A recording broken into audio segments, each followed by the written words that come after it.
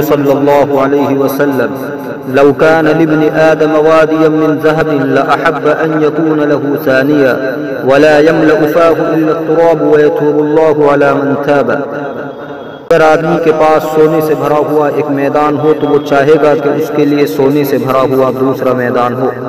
اس کے منہ کو مٹی کے سوا کوئی چیز نہیں بھرے گی، یعنی مال کی ہوس قبر میں جا کر ختم ہوگی، اور اللہ تعالیٰ اس بندے کی طرف متوجہ ہوتے ہیں جو اللہ کی طرف متوجہ ہوتا ہے۔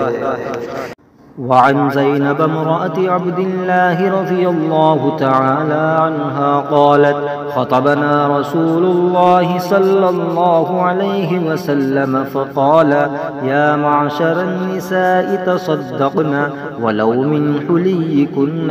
فإنكن أكثر أهل جهنم يوم القيامة۔ رواه الترمذي۔ حضرت عبداللہ ابن مسعود رضی اللہ تعالیٰ عنہ کی زوجہ محترمہ حضرت زینب رضی اللہ تعالیٰ عنہ کہتی ہیں کہ رسول اکرم صلی اللہ علیہ وسلم نے ہمارے سامنے خطبہ ارشاد کرتے ہوئے فرمایا کہ اے عورتوں کی جماعت، تم اپنے مال کی زکوٰۃ ادا کرو اگرچہ وہ زیور ہی کیوں نہ ہو، اس لیے کہ قیامت کے دن تم میں اکثریت دوزخیوں کی ہوگی۔ مطلب یہ ہے اکثریت دوزخیوں کی ہوگی کیونکہ عورتوں کی اکثریت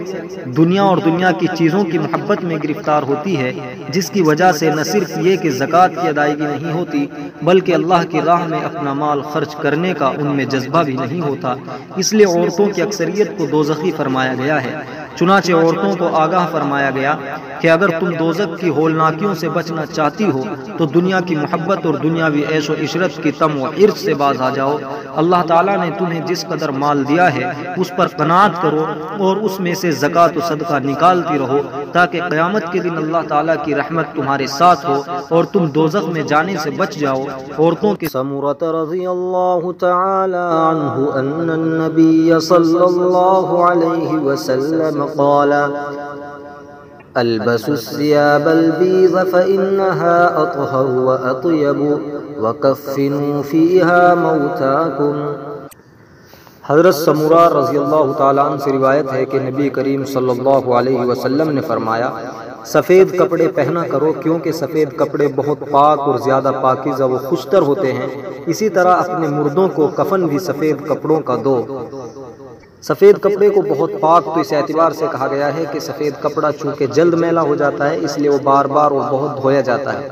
اس کے برخلاف رنگین کپڑا چونکہ میل خور ہوتا ہے اس لیے وہ کافی عرصے کے بعد ہی دھویا جاتا ہے، اور زیادہ پاکیزہ اس اعتبار سے ہوتا ہے کہ وہ دوسرے رنگوں میں مخلوط نہیں ہوتا۔ اسی طرح سفید کپڑے کو خوشتر اس سبب سے کہا گیا ہے کہ سلیم الطبع لوگ سفید ہی کپڑے کی طرف زیادہ راغب ہوتے ہیں، البتہ ضرورت کی صورت میں اس سے خارج ہے، جیسے صوفیہ نیلا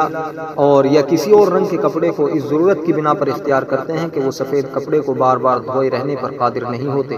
جہاں تک کفن کا تعلق ہے تو واضح رہے کہ کفن میں سفید ہی کپڑا دینا افضل ہے، کیونکہ اس وقت مردہ گویا فرشتوں کی مجلس میں حاضر ہوتا ہے، جیسے کہ سفید کپڑا پہننا اس شخص کے لیے افضل ہے جو مجلسوں اور محفلوں میں جانا چاہے،